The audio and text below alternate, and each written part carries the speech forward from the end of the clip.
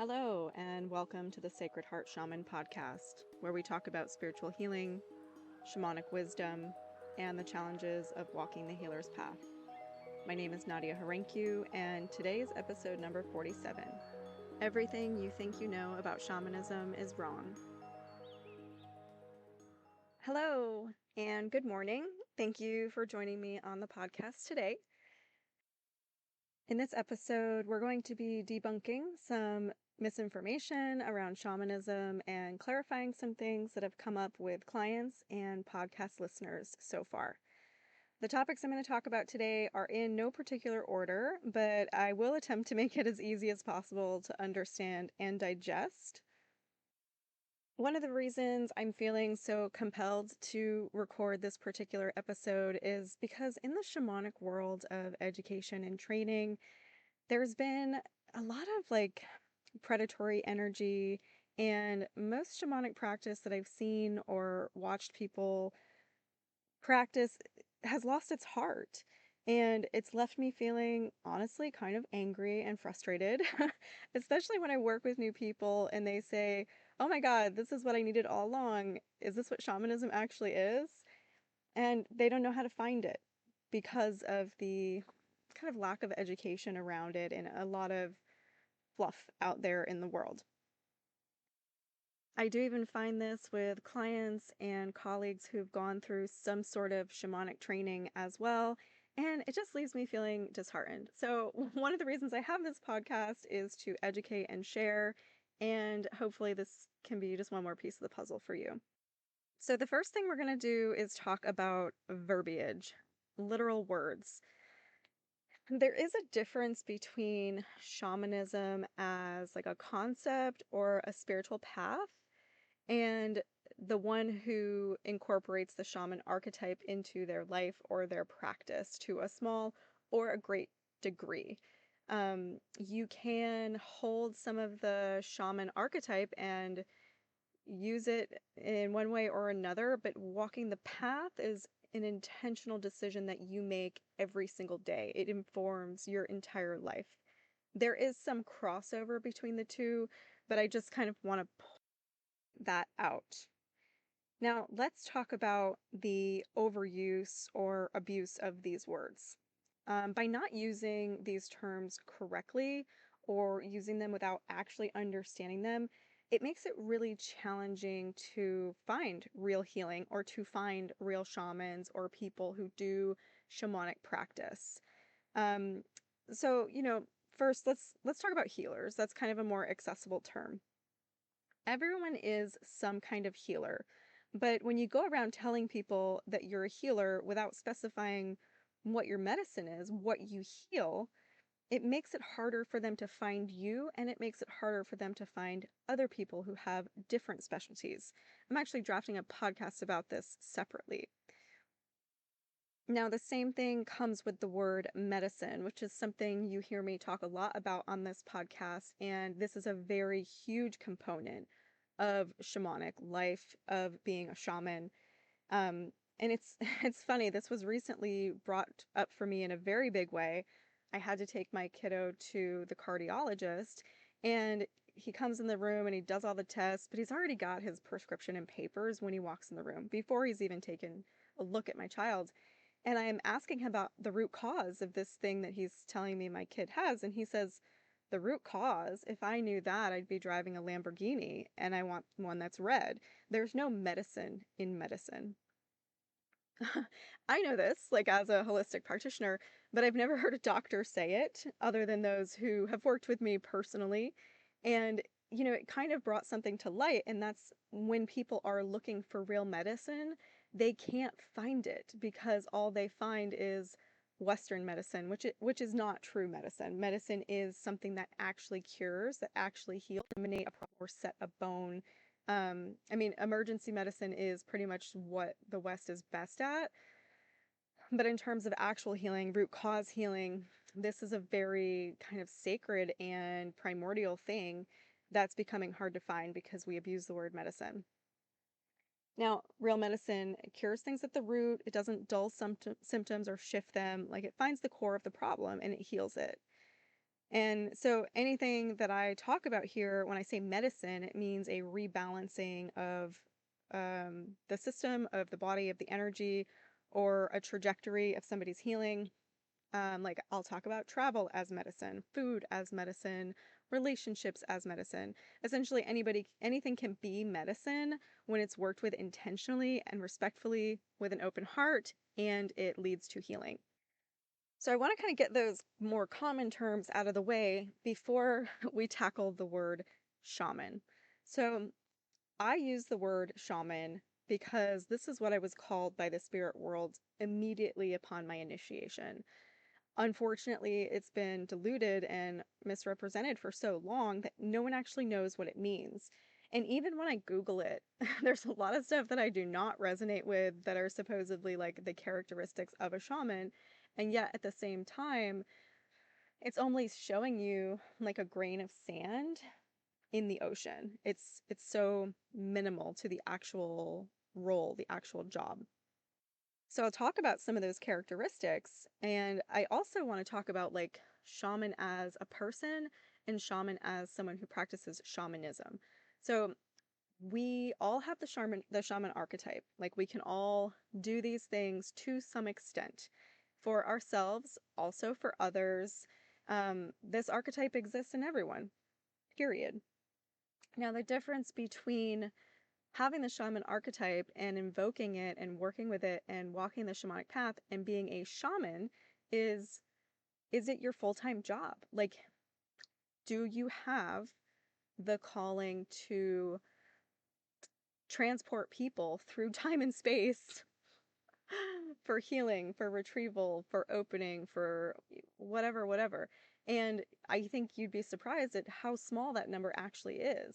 I think it's growing and I think it's about to grow more, but currently it's very small.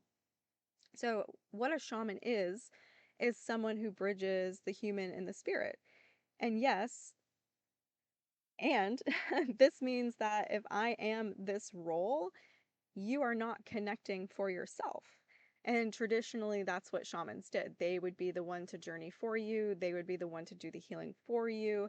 And collectively, the role of shaman is changing, where there's still some times where you need to be the one to do it. And what you can and can't do is a demonstration of like, how many lifetimes have you been doing this? Like, how advanced are you in the practice? But a lot of the times, I have noticed that it's more about showing another person how to do it. It doesn't mean you can't do it. It means it would be disempowering to do it on behalf of the other person. And that's the shift that our collective has taken from disempowering people to empowering people. And it would actually leave clients in a further state of disconnection to spirit if I went in and like orchestrated all their soul retrievals for them. Could I do it? Heck yeah, I do it all the time, but usually just with the big complicated ones. Um, but it's important to know that, like, collectively, what's being asked of shamans, what's being asked of the people is changing with the paradigm, and that's normal. And it's something that lineages, traditions don't actually leave space for. We'll talk about that later. According to shamanic lore, shamans deliberately induce a trance or ecstatic state to journey into the spirit world. Now, what I say to that is sometimes, but mostly it's just how we exist. Um, you can produce the state in other people very, very easily. The idea that we need like drums and rattles, total bullshit. Um, and maybe it used to be the case, but it's not anymore. I can lead somebody into a trance state with words alone and my presence. So there's like a lot of belief of this is how you have to do it. This is what it looks like. In most cases, as a shaman, I have one foot in the other world all the time. There is no, I'm going to go into trance state and travel there. No, no, I live there. And the other shamans that I know on the path are the same. And sometimes, yes, there are much deeper journeys and trances that we need to go into, depending on like what we're working with, how far away it is. But again, as the paradigm is changing, I'm noticing that travel's looking differently as a shaman. Now, one of the central roles as a shaman is to heal illness, and that's not very that's not taken very seriously in our culture. This idea that spiritual doctors or medicine people can literally heal things, but real shaman can. A very wide variety of things. I mean, the stuff that I see from myself, but from other practitioners as well, is like the kind of stuff you're afraid to talk about because you're like, am I going to get taken out by a pharmaceutical company right now? And yet at the same time, it's not honored, it's not studied, it's not believed. People don't seek it out like they used to, hundreds or thousands of years ago, I suppose, before there was a witch hunt for magical people. But yeah, this is a core component to the shaman role. Divination is a huge part of it, and it always has been a huge part of it. But now it's kind of like largely taken as bullshit. If you want to go see a psychic or have a reading done, you go to a psychic fair. You pay a psychic to do a reading. Shamans, as I understand it, used to offer guidance and prophecy like on a community level, on a much larger level. And so that's also not taken seriously anymore. And it's interesting because the things that we know about the earth, about the animals, about the plants, about what's needed to rebalance, this ecosystem over here, what's needed in this neighborhood or this town to rebalance the population and traffic, like shamans have the answers to all of those things. Um, and I don't know how to put that into a description, but I don't find it anywhere else. And so it's interesting when we think about like what a shaman's role is. It is actually that big. And if you think about people that you've met or that you know who claim this title or they claim to be doing the practice, how able are they to see stuff like that? Um, and again, there's a range of what a shaman can look like, but that's just a piece of it. Now, another piece of the shaman thing is to be custodians, sometimes of traditional knowledge, lineage, through various means.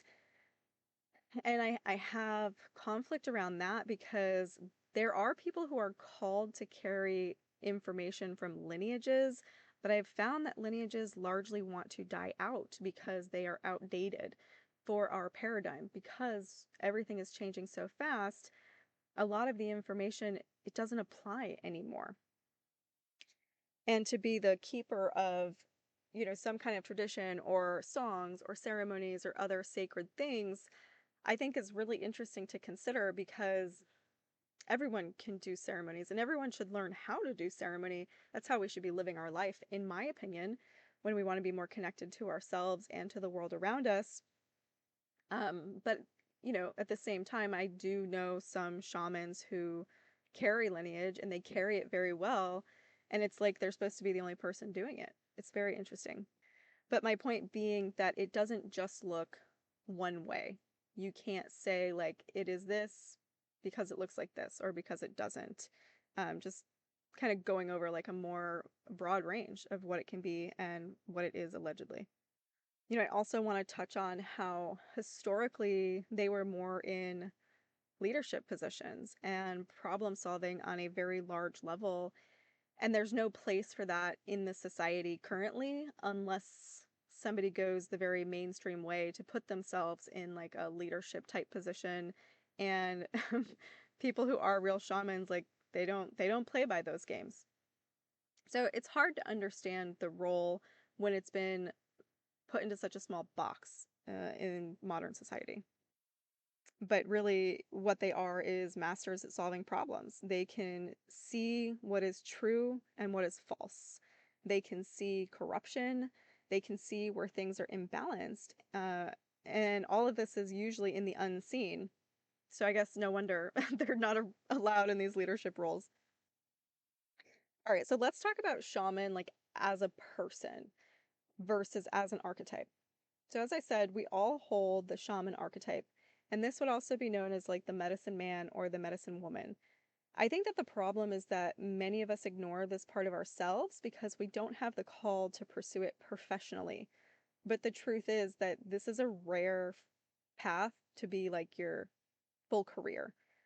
Most people share their medicine through other means, such as working with children or providing a service, this is unique. And if people are being themselves fully, or even just witnessing other people, you can still embody the medicine person or the shaman doing that. So I find that often people look at shaman as like, oh, you're either this big head honcho guy who can do all this magical shit, or you're not a shaman at all. Um, or they view it as like the shaman is kind of like the oracle seer priestess who works out of her garage down the street, which she might be a super magical person, but that work is very different than shaman work. But yet still embodying the shamanic archetype. Now, when it comes to working with a real shaman, this is what my experience has been. I've met a handful who are true shamans. As I said, extremely rare. They were all from different parts of the world. It's hard to find them concentrated in one place. I'll just say that, because they're called to be spread out. Like that's part of the job.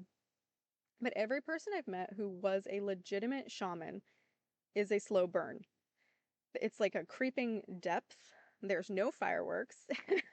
There's like no fireworks show. That's the only way I can put it. And in fact, if there were, I would tell you to steer clear of them for sure. You can almost never tell at first, but they do have this like intensity in their depth that few people can recognize for what it is. They're never flashy, they're rarely pretty or conventional in any way. Now, that being said, the other side of this is the black magic shaman.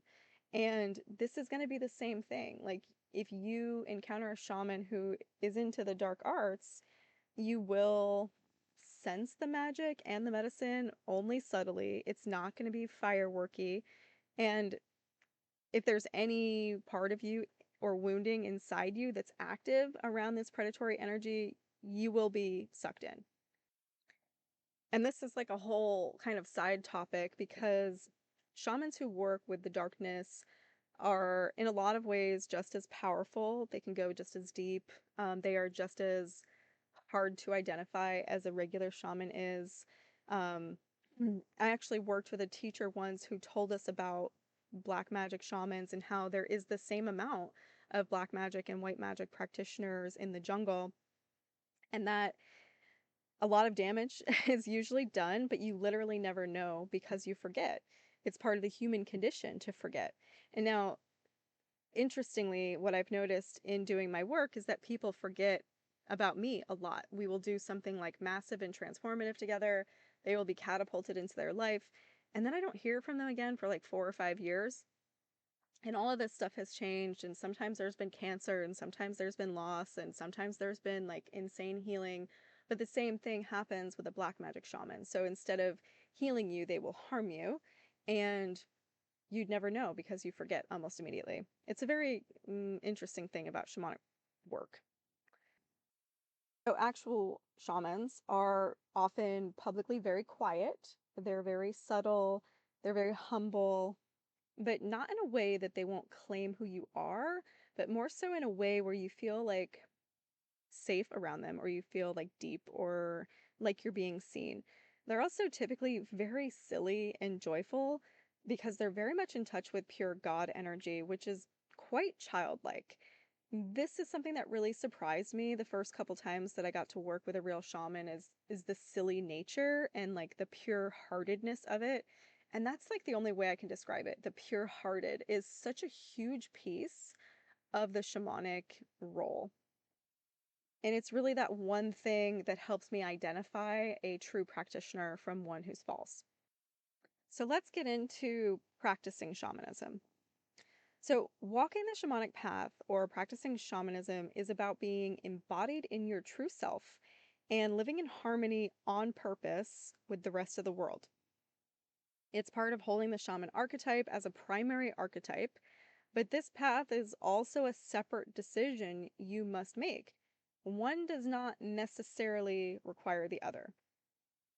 And practicing shamanism is not about working with a specific lineage or about being a full time shaman or healer, quote unquote. It's about you and your life. And it's much bigger than being a shaman. I think that this holds a lot of people back because it prevents them from pursuing learning or training around shamanism because they don't resonate with being a shaman full time or with a lot of the shamanic training that's out there, much of which feels very culty and superficial and doesn't have heart to it. But it's really important to discuss this concept of shamanism versus being a shaman. They are two different things.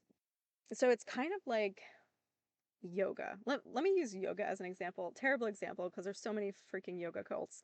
But we all, for me personally, I am a yoga person. I love yoga. It really helps me on so many levels and I practice it. But I do not live and breathe yoga. Like, I can't. I enjoy it as a practice. I know exactly how it helps me. I know exactly what kind of yoga my body, my spirit likes. I know what my limits are. Um, yeah, that's pretty much it. But a person who lives and breathes yoga would be a yoga teacher. They would own a yoga studio. They would mm, conduct trainings. That is their medicine, and they live it. So if you look at the same thing with shamanism, you can follow the shamanic path. You can practice some of the principles and use it to enhance your life, enhance your work, become more connected, share your medicine, embody your own shaman inside you as an archetype. But to live and breathe shaman is a very, very different path. And you don't need to be doing both of them. So let's talk about lineage for a few minutes.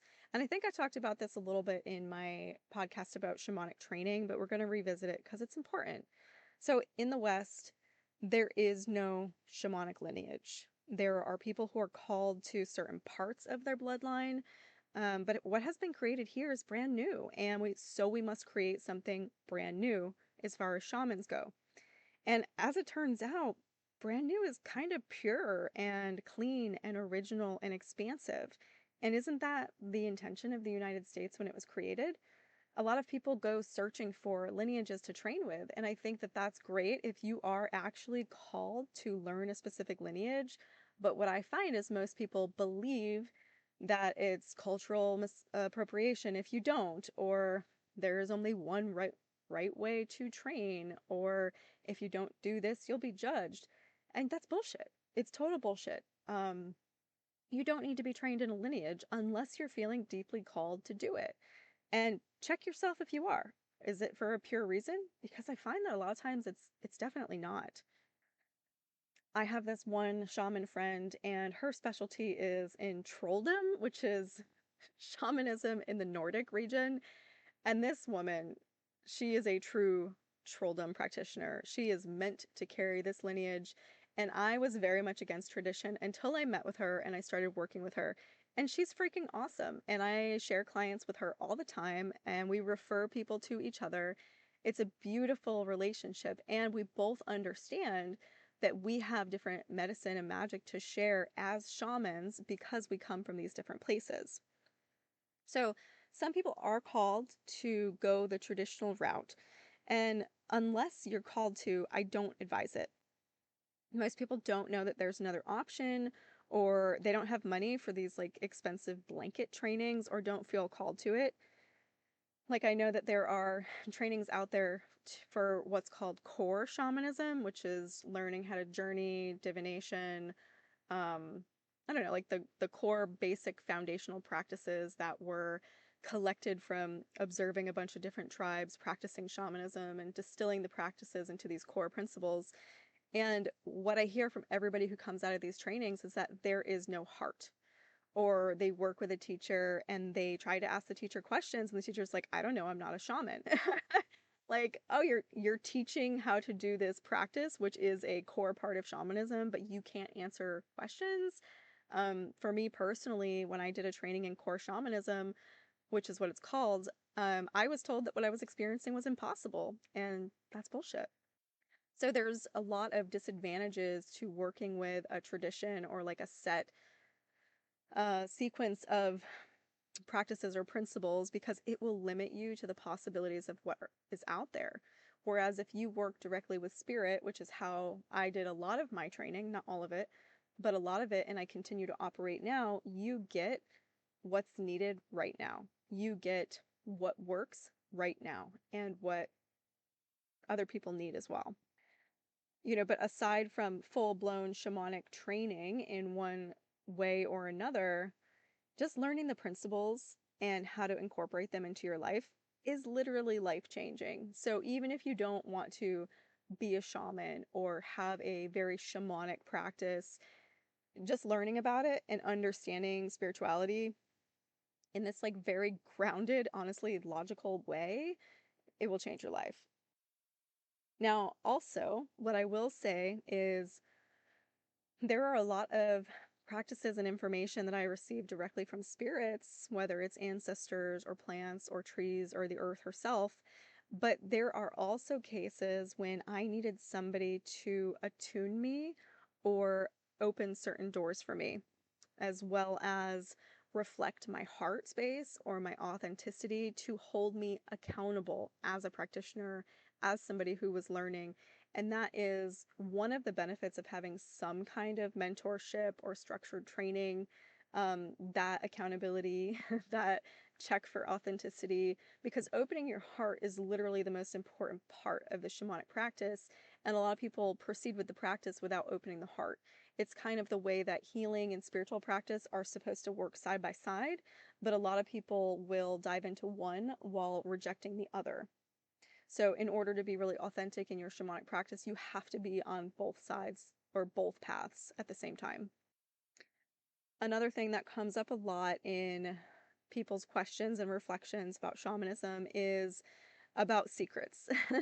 That like the idea that what a shaman knows is secret. I mean, yes, and let me talk about that a little bit. I did work with a practitioner once who had me like breathe in this smudge, and I really resonated with this. I was like, oh my God, I love this so much. What's in it? And she was like, it's a secret. Why? Why are we hiding this from each other? Come on. Like, I'm going to steal it and go sell it or something. And like right there, that moment tells me everything about this practitioner. They are secretive. They are coveting something. They are um, holding information back. That's a huge red flag. Huge red flag. Um, when I hear people tell me stories about certain plant medicine ceremony spaces where they weren't told what they were ingesting, oh my God, like what a violation to your body and your soul, because these people want to keep it secret for whatever reason. There is no good reason for you to not tell someone what you're giving them to put inside their body, period. Um, Secret keeping, not sacred. It's based out of fear and control. So you really have to pay attention to these things when you're working with someone who does any kind of healing practice, but also in life. Um, so in terms of secret keeping in general, it's not appropriate to hold back information just like in general. However, there are things that like we're not allowed to talk about, such as certain universal secrets. Like I am taught secrets of the universe, if that's what you want to call it. I'm sure there's a different name for it, but it's like knowing how a specific thing works. It's like a secret key, right?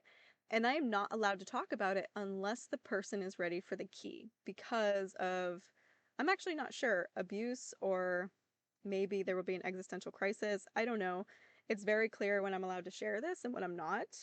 Um, there are certain things that I'm not allowed to share if there's a risk of it being abused. So if somebody within earshot is able to pick it up and use it to hurt other people, spirit will tell me, like, we don't talk about this today, which I totally understand.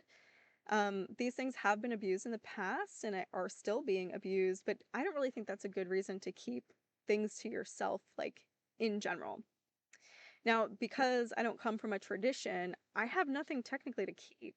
My information comes purely from source and it wants to be shared openly and freely. And this is the nature of reality, is abundance and the necessity to share wealth and knowledge, not withhold it. So, some other things that I'm not allowed to talk about for the safety of myself or others would be like when people are about to die. Sometimes I am told And sometimes I am told, or sometimes I'm told I can tell them, and sometimes I'm not.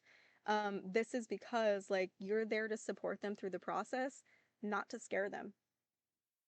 Um, Sometimes I'm not allowed to talk about the future because I'm shown for my own understanding, not for them.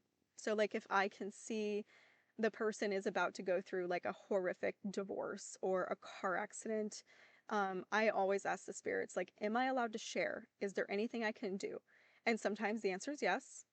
And sometimes it's no. And they're like, no, you just need to prepare them physically or energetically or give them this container to start pouring into so that this car accident doesn't hit them as hard as it will. This does happen with illness a lot. If an illness is about to drop into the body, there's like a, hey, just so you know, this is coming. It's not going to kill you, but it's going to suck. And people do find comfort in knowing that ahead of time. Okay, so the next general misinformation bullet point I have is that you need to be certified to be a shaman. Ugh, this one makes me want to barf. Um, I do go into this in other episodes, but I want to say that no one needs a shamanic training certificate. And if people are out there boasting shamanic training certificates, question them. Don't trust them. Now, the focus of certifications and training is a huge red flag in this work. And, are they nice to have as like a bonus? You need some structure, you want some guidance, like maybe. But if you're looking to find a shaman, I don't recommend going through someone or to someone based on a certification that they have. This is the whole like predatory shamanic landscape that we're in right now, and it sucks watching this go down. There was this website, I haven't been to it lately, but I got an email inviting me to apply to be on this website, and it's like a directory for shamans. I'm like, all right, cool. Like, I would love it if people could find me. They wanted certifications and trainings and like multiple mentors and references. Like, who has that? I've had a number of mentors, as I said, from all over the world, but they come and go. And like, I got one guy in the jungle, I got one woman in England, I got this person in Africa. Like, I don't talk to them. I worked with them, did some training, did some like initiation stuff, and then they disappeared. And sometimes it doesn't go well. Like, a lot of times you blow up each other's lives, and that's part of the learning process when you're a baby shaman or when you need to do some work you haven't been doing. And then what if you're trained by the spirits? Like, there was no screening personally. You're going off of other people's recommendations. So if I went through a training process and I had like a teacher in the course who was a mentor who openly told people he wasn't a real shaman, and then I had one client who had a really great experience, like, bam, now you have my shaman credentials. I get to go up on the website and charge $400 a session. Am I real? You'll never know. So the shaman thing is not about being trained, but it is about having a pure heart. This is one of the things that training programs are not looking for. They're not looking for the true intention of their people before training them. And in most cases, they don't even know what that looks or feels like. I found that when I offer training, when I offer mentorship, like, the biggest part of my job is being able to identify the sacred heart. Now, this is like the original connection to God. It's truth, it's love, and it's something that I see pretty clearly. And I understand that that is a shaman quality. Now, when I work with clients, like, the first thing I do is guide them back to their heart, which means clearing out all their wounds and beliefs, both personally and collectively. And then only after that point can I really offer them guidance on walking the shamanic path fully or recommend them for a training program. This is when they get access to the secrets and the techniques and the wisdom that I have. And I do believe there will be other people who will have this gift of seeing truth and falsehood, seeing like a clear heart. But for now, there isn't many. And I know it's a shaman gift. So, you know, most people, they do see the world through the lens of their own trauma. And that is the case even if they're not aware of it. So it makes them incapable of seeing truth because everything's basically discolored. This is the importance of real mentorship and one-on-one rather than moving through a faceless program who is run by people who have also gone through the faceless program. It's like a pyramid scheme, basically. Because you can train anybody to go through steps 1 through 5 in a shamanic practice, technically, but that doesn't mean that they can or should be doing it. Might you get some magic that happens? Well, yeah, you did steps 1 through 5. Does that make you a shaman? No, not necessarily. The number of clients I have had tell me about the hundreds and thousands of dollars that they pay to charlatan shamans or training programs is quite frankly outrageous. So the best way to find one is to listen to their content. Do they resonate with you? Get a referral from a friend who you know has good judgment, who has worked with one.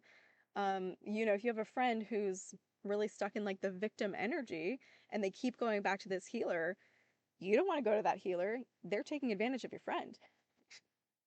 But if you have a friend who has like a good head on their shoulders and they're like, man, this person like really helped me, take that referral and ask around. A lot of real shamans or even shamanic practitioners, they will have referrals for you. They will not require that you work with them because there's no competition in this world. We're all very different. Never go on training and certification alone. That's my only advice there. Now, there's also this belief that you have to be born a shaman or in a lineage. So we'll talk a little bit about the difference between being born a shaman and being initiated as a shaman. So I can't speak to someone who has been born with it and has remembered from birth until now. I think I've met like 1 or 2 people in that category, and they were wonderful people. They had wonderful gifts, and they also had this like naive quality to them, like childlike, almost to a fault. And don't get me wrong, anybody on this path has their faults and shadows, period. This is not to put anybody down. But people who are born with these gifts and retain these gifts, there is a naiveness to them. But people who are born with it and maybe they forget or they're not born with it and they get initiated, there is an important piece of separation that happens. So it's like some kind of trauma, some kind of separation, and then intentionally coming back to wholeness. And having been through that process, then they can help other people do the same and truly empathize with the other people. So, my experience working with someone who is never separated from their gifts is that their energy is pure and they can heal things and cure things and see things in a way that other people cannot. That is truly their gift. But they're also very naive. They're very triggering to people who have trauma because trauma requires like a finesse to work with it. So you want somebody who's been through it. So if you have like that very, very pure energy, it would be easier for you to work with a shaman who was born and raised shaman. Like you're going to resonate better with them. However, if you've been through a lot of trauma, a lot of distress, and now you're getting the shamanic call, or maybe you've had it for many, many years, you're going to want to work with someone who's been through some trauma, who's been through the separation and then the coming back together to self. So just kind of some perspectives on that. I think a lot of people will disregard a shamanic call because they weren't born with it or because they weren't raised in a lineage. The people of the West, the shamans of the West, as I call them, look very different than traditional shamans. They are activated at certain parts of their life. Sometimes it's a lineage activation. So for me, part of my activation goes back to Ukraine, where my bloodline is, and there is shamanic medicine and history there. And I'm called to go to that region next year, actually, to pick it up. And that's what's happening around the country right now, is people being initiated into partial bloodlines. So don't think that you're not getting the call just because you weren't born into it or have a clear lineage. There's also a blending of lineages, which is creating new kinds of shamans. Another thing I want to go into is shamanism and plant medicine. Oh my God. Shamanism and plant medicine work are not the same thing. Most people who are serving plants are not shamans. I have met a few, but there are only very few. I'm actually on my queue of podcasts is one about ayahuasca and talking deeper about my experience with that and the people who serve it. So a shaman can hold space for you to go multidimensionally, and you do not need any kind of psychedelic to do it. This is the role of a shaman, and that's a hard pill for some people to swallow. If you are not experiencing plant medicine like experience when you're working with a shaman, or you're not able to go multidimensional with them, they're probably not a shaman, or you have some significant inner child healing that you need to do first, and a shaman would be able to identify that for you. Sitting in plant medicine often separates you. It gives you an experience for sure, but it's hard to digest, and it doesn't require most work from you in the long term. So ultimately, it will not lead you to a more fulfilling life in the long term because the lessons and experiences fade very quickly. They're easy to write off. It can be transformational, and I think it's good in certain settings with certain types of people, but certainly not the way that it's being abused at this point. The idea of a spiritual path is to have ongoing transformation, and that requires a shamanic practice and coming into your power, not a big ceremony over and over and over again. That's actually abuse because you're using the plants or a brew to gain something. Shamans live the medicine. Their world is like walking ayahuasca or walking mushrooms. This is true medicine, and we need to stop giving our power away to these ceremony circles. Plants have their place, yes, but hardly anyone approaches them the way that you need to truly learn from them and become allies. Plants are supposed to be teachers and allies, not somebody that you give your power away to over and over again to like trigger a transformation or do a major healing or clearing. Um, that's not how you're supposed to work with them. So you're kind of bypassing a lot of like the day-to-day spiritual connection if you continue to go back and take psychedelics. The last thing that I want to talk about is trance states. I think I touched on this just briefly at the beginning.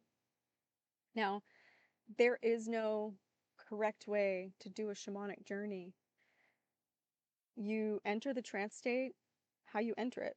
It's not required to look a certain way, whether it's drums or rattles or dance or fire. Um, it's just not the way anymore. People can do it just by sitting down, just by intention, just by sitting under a tree, just by being a certain person. So, shamanic journey work specifically does not have to look a certain way, but the intention to connect with the spirits, the intention to go to the different worlds, to be connected to the spirit world, that is the key. So, unlike a regular meditation or guided meditation, we're intentionally working with spirits, we're intentionally traveling.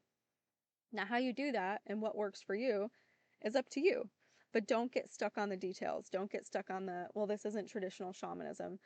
I want to encourage you to get away from this concept of traditional shamanism and go back to primordial shamanism. So, no rules, no boxes. The simple foundation is connect to the spirits and connect to the spirit world. I think that's it. This was a long episode. Thank you for bearing with me on it. Yeah, hopefully we sussed out a little bit of like true and false and what this looks like and what that looks like. And if you have any feedback or questions, drop me a line and I will address them in a future podcast. Thank you and have an awesome day. If you enjoyed this podcast and want to know more about me and my work, you can find me at www.sacredheartshaman.com.